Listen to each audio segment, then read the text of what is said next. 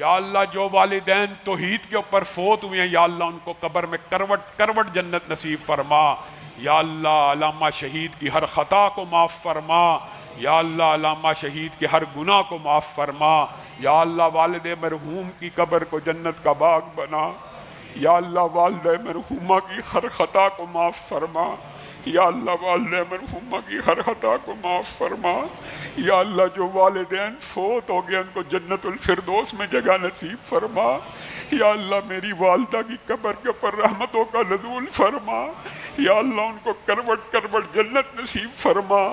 یا اللہ ہمارے سارے والدین جتنے فوت ہو گئے یا اللہ ان کو جنت الفردوس میں جگہ نصیب فرما. یا اللہ جتنے یا اللہ چچا فوت ہوئے ان کو جنت الفردوس میں جگہ نصیب فرما. یا اللہ جو خالائیں فوت ہوئی ہیں جنت الفردوس میں جگہ نصیب فرما. یا اللہ جو پھپھو اور پھپھا فوت ہوئے ہیں ان کو جنت الفردوس میں جگہ نصیب فرما. یا اللہ خالو خالہ یا اللہ جتنے رشتہ دار یا اللہ دادا دادی نانا نانی یا اللہ سب کے اوپر رحمتوں کا نزول فرما.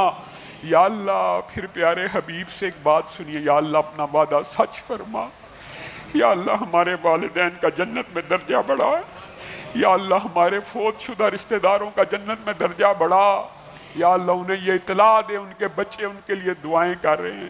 یا اللہ ان کے رشتہ دار ان کے لیے دعائیں کر رہے ہیں. یا اللہ یہ سینکڑوں ہاتھ اپنے فوت شدہ یا اللہ رشتہ داروں کے لیے اٹھے ہوئے ہیں. یا اللہ سب کے اوپر رحمتوں کا نزول فرما. علامہ ہشام الہی ظہیر کے بیانات حاصل کرنے کے لیے آفیشل چینل علامہ ہشام الہی ظہیر کو سبسکرائب کر لے.